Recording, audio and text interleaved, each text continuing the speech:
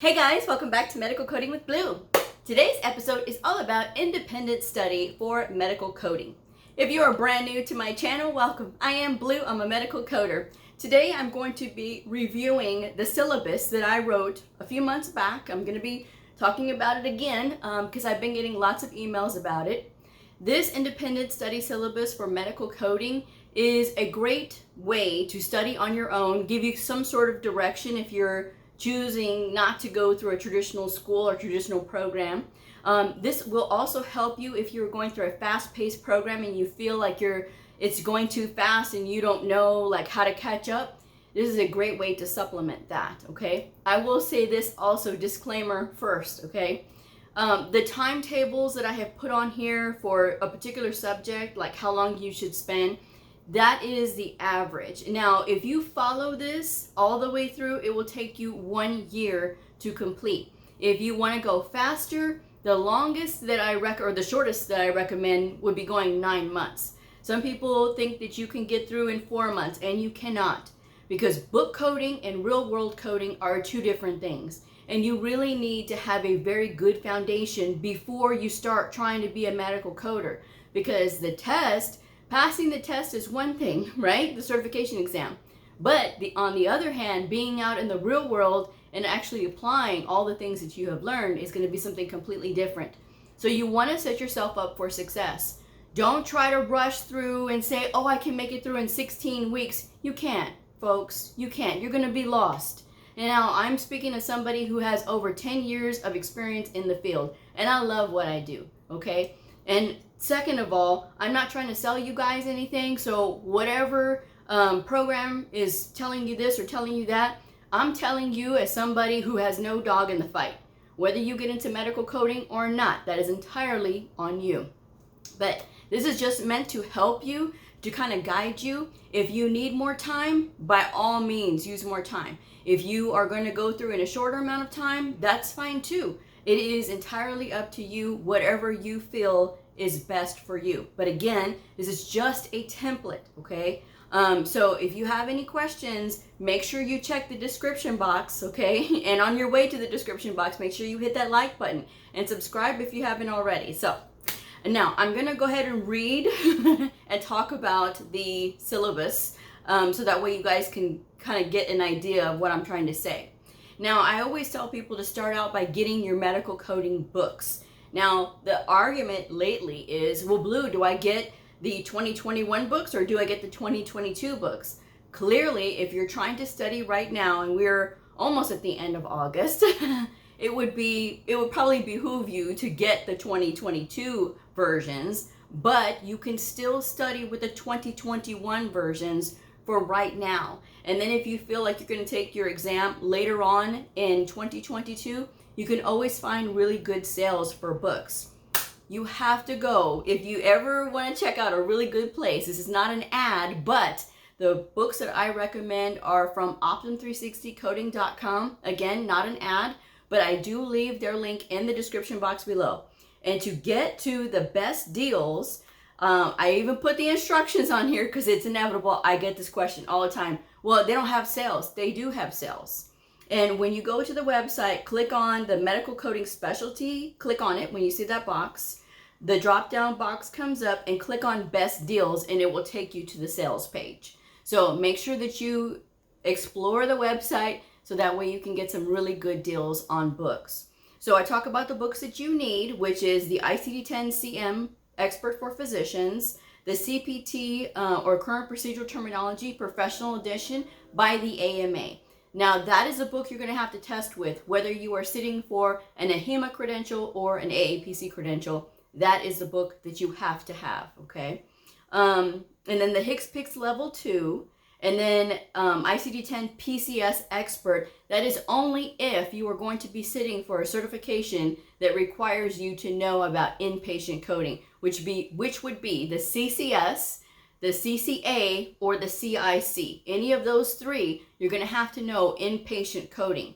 If you are going to take the CCSP, which is their certification from AHIMA, that is a Certified Coding Specialist Physician Base, or you're going to take the CPC, you don't have to worry about the ICD-10 PCS book, okay? Because that's inpatient, and that's something completely different. And I break down the differences in the description box as well. So, first step is medical terminology. You have to know your base foundation first. If you try to jump in and start looking up codes and, oh, I want to practice on looking up the codes, it's not going to make any sense to you. And I'm telling you this as somebody who went through this type of program, and it really helped me to get into the right position in order to be able to learn this properly. So start with medical terminology. The estimated time is 4 weeks. That is 1 month. So medical terminology, a quick and easy reference book, basics of terminology, anatomy, and abbreviations. Work through the entire book. I did leave the Amazon affiliate link in the description box below. The title is there, so you do not have to click on the link, okay? Because if you do, I may get a commission if you do, but you don't have to. That's why I leave the title there, okay? And I also recommend Dorland's Medical Dictionary, and then helpful websites for prefixes, suffixes, and root words. That is a free resource for you all, and it's right there in the description box, okay, under step 1. And again, if you need a little bit more time than 4 weeks that it's taking you to work through this book, well, Bleu, I work a full-time job. I've heard of that. I worked 2 jobs when I was in medical coding school. So if I can do it, I know that you can do it. It is about devoting that time. You have to make time for it, because if you want to make it a priority, it'll be a priority. Then the step 2 is anatomy and physiology. Estimated time is 8 weeks, okay? So 2 months. The book I recommend is Essentials of Anatomy and Physiology, 8th edition. It is available for rent. Again, the Amazon affiliate link. And then I also put on there anatomy quick study flashcards, and then the anatomy coloring book. I do recommend the coloring book because I have done the coloring book before, and it is so much fun. I like it. It does help me to relax. And not only that, you are still learning at the same time. So there are like posters you can get for anatomy, so that way you can have them around in your study space, and that may help you as well, because it is important to understand anatomy. If you don't understand anatomy or medical terminology, you're going to be in trouble fast. So make sure that you are devoting that time to learning those things, but get through and work through the book, like I said. So the next step is step 3. Healthcare reimbursement, HIPAA, and the OIG. Again, estimated time is 8 weeks, so another 2 months. Principles of Healthcare Reimbursement is also available for rent. Work through the entire book. Again, the affiliate link that you don't have to click on is there. Review all of the FAQs on the following websites. So the frequently asked questions on cms.gov, a free resource because they have the Medicare Learning Network. So when you go to CMS, or you can Google CMS Medicare Learning Network, and tons of free downloadable resources are available. So that is a good way to learn about that. Well, Bleu, I just want to be a medical coder. I don't want to be a biller. Every single medical coding certification exam covers reimbursement, some form of reimbursement. So we do have to learn about this. This is not something that you can skip, because you're going to end up, hurting yourself in the end, right? For not having this study time. So make sure that you go through this entire book, and then review all the frequently asked questions, and read through it, even though it's not going to make sense, okay? It's not going to make sense, because it's not going to make sense until you get out into the real world, but you still need to read the frequently asked questions on cms.gov, as well as the OIG website that I have listed there, as well as the HIPAA website, okay? So again, all of those links, you're able to, research, and it's all there for you. So step 4, now is the fun part, ICD-10-CM. This is the diagnosis coding. Estimated time, 12 weeks. So read through the entire official ICD-10-CM coding guidelines once every week for the rest of the time that you're studying. Now you may say, Bleu, that's a lot of pages. In the diagnosis book, in the ICD-10-CM book, it is like 36 pages. So you don't have to read it all in one sitting, right? but you can read through just a few pages at a time. And if it takes you 2 weeks to go through the entire thing, and then you have to start again in 2 weeks, that is totally fine. The reason that I say read through it once per week is because it will help you to learn to read faster, because when you're taking your certification exams, they're all timed. So the more you get practice with reading, the more it's going to help you and be more beneficial to you later on when you sit for your certification exam. So make sure that when you are going through and looking at the coding guidelines, that you're reading them, and just read and read and read and go over those. You can also download them from the web, okay? So if you don't want to lug around your book, you can have it portable with you. You can print out the coding guidelines, and then you can read them when you're at work, and you have a break, you can always read them. So read through them. And again, it's not going to make sense, but still read through it anyway, because eventually it will start to make sense. So you're going to be reading through that, and then also working through the entire book, all the chapters, all the quizzes until complete. And that book is the basics of ICD-10-CM and ICD-10 PCS coding. And I have the 2021 version here. You can learn off of that. If you want to find the 2022 version, that's totally fine. But the Amazon affiliate link is there. You can learn really well through this book. I love this book, so that's why I recommend it, okay? But it will help you to learn ICD-10-CM and ICD-10 PCS. If you are not going to learn the ICD-10 PCS because you are not going to take any of the inpatient coding exams, that's totally fine. You can skip that section that's talking about those inpatient procedures, but just work through the ICD-10-CM portion, the diagnosis coding portion, okay? Step 5 is current procedural terminology, CPT, and HCPCS. Estimated time is 12 weeks. Read through all of the guidelines and notes in the CPT manual. Work through both of these books. So I have the Procedural Coding and Reimbursement for Physicians 2020. Yes, it is a 2020 version, but if you find an updated version, that's totally okay too. You can still learn from this book, all right? Then there's the Evaluation and Management Comprehensive Guide 2021 with Card Pack Bundle. Again, the affiliate link is there. The 2021 Evaluation and Management Coding Advisor by Optum360 is also there. Helpful websites. Now, these are some free helpful websites where you can get lots of really good information about evaluation and management and about diagnosis coding and procedure coding, inpatient or outpatient. So the first one is for emuniversity.com. Now, there is a very helpful section that is free, right? And it gives you all the tables so you can look at it and it talks about it. But they do have a paid side as well. So make sure that if you are interested in that you make that decision. But I always recommend going on the free side because it's still giving you plenty of information.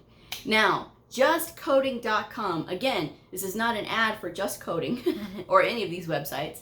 But justcoding.com does have a free subscription and they have a paid subscription. On the free subscription side, you get access to tons of free 5-question coding quizzes. And they cover diagnosis coding, outpatient procedure coding, and inpatient procedure coding. So if you are going through there and practicing, it is a good way to practice through the book.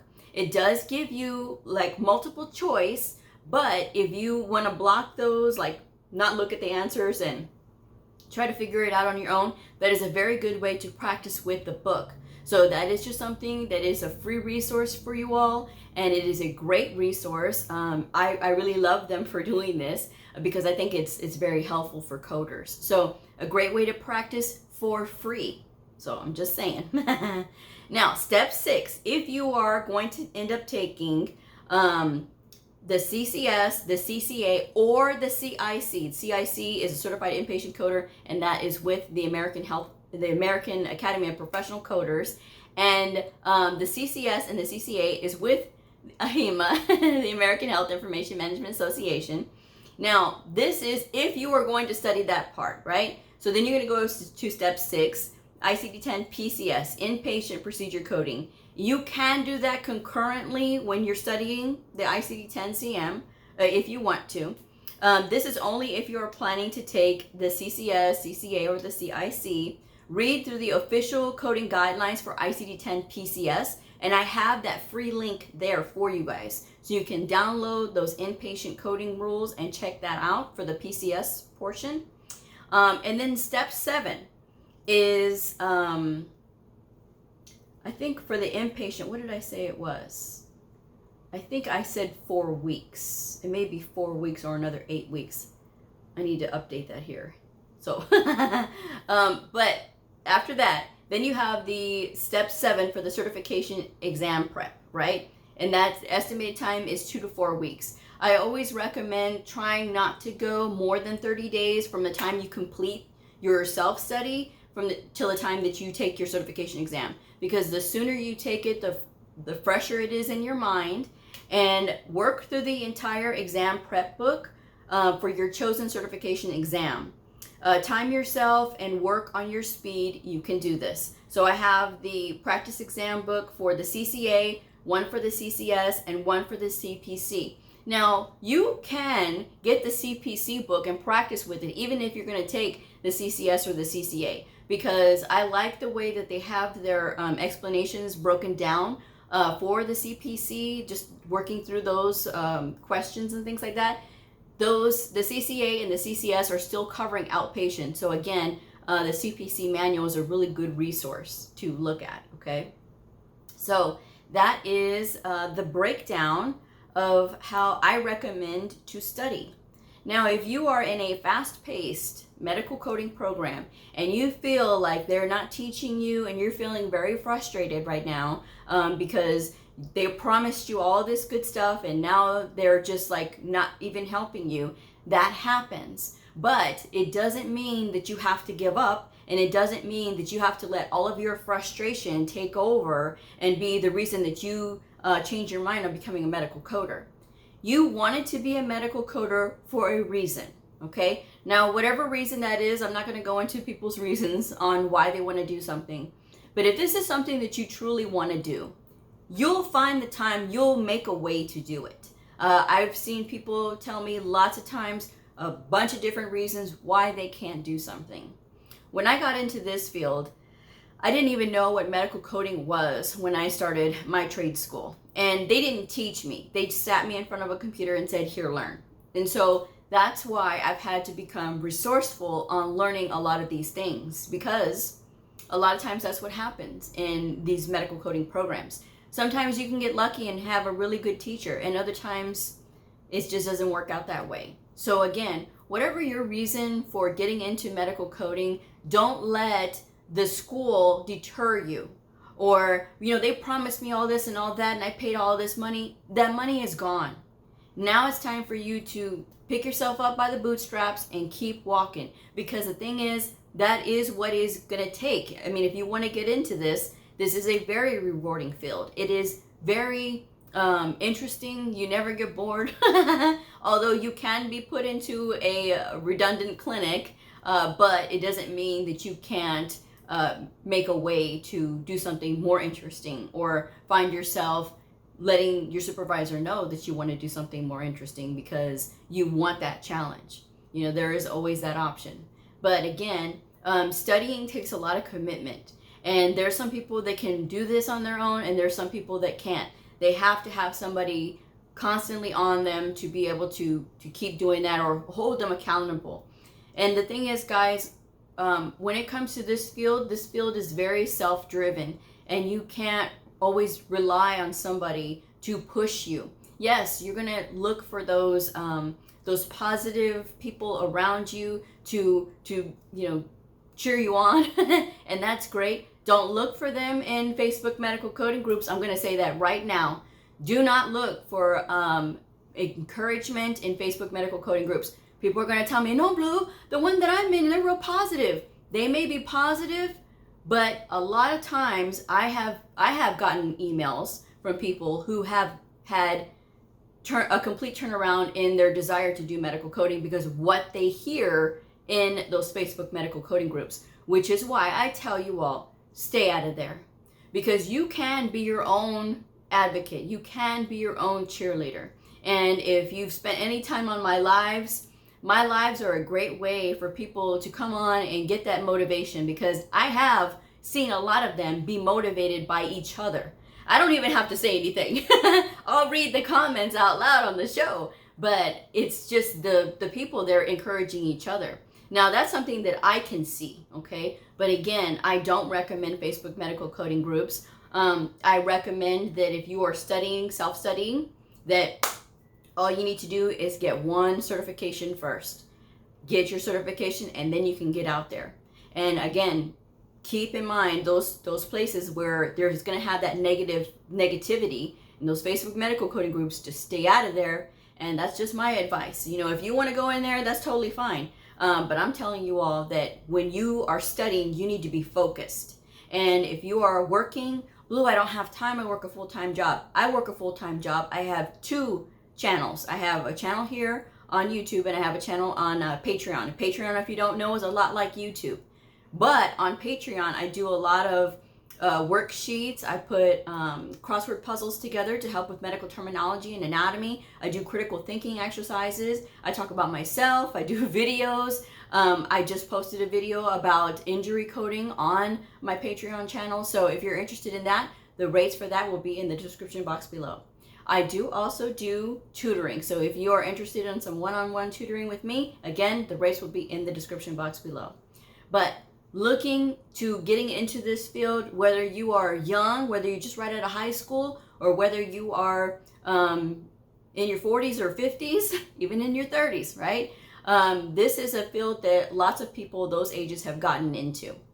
So you're never too late if that's really what you truly want to do. But yes, get those books, start studying, and you can find your way. But again, it takes a lot of discipline. And look for tutors if you can't understand something. I'm a tutor, of course, like I just mentioned. You can also look on LinkedIn. LinkedIn is full of tutors. So, and we all have our own background, and we all have our own style and way of doing things. So I will tell you guys, don't be impressed by a string of credentials, because a string of credentials does not guarantee that that person has had lots of experience in lots of different clinics. Okay, and so that's the important thing. Not to say that, you know, people with a lot of credentials don't know a lot, because some do, and some have just collected them just to have the prestige of having lots of credentials on their name. Guys, it doesn't mean anything if you can't apply those skills or have that experience to be able to do those things. So I'm just saying, and you know, I'm going to leave it at that. But again, if you have any questions, let me know. All of these shows this week are going to be pre-filmed. But of course, I do respond to comments. Let me know if you have any questions. But again, please make sure that you're looking in the description box before you ask, because all the information will be there on this self-study program. So again, in the energy that you put into it is what you're going to get out of it. If you put half-hearted energy into doing the studying, that's the results you're going to get. Okay, so I want you guys to think about that. If you want to do this on your own, by all means. If you think this is going to be easy because that's what you've been hearing, that's wrong. It's not easy, guys. It takes finesse. And like I always say, we have to know what doctors know while never having gone to medical school. So it takes time, and you're not expected to know it all right away, but you are expected to continue to study. And that's my message for today. So if this helped you, please share it, like, and subscribe, and I will see y'all on the next video. Bye.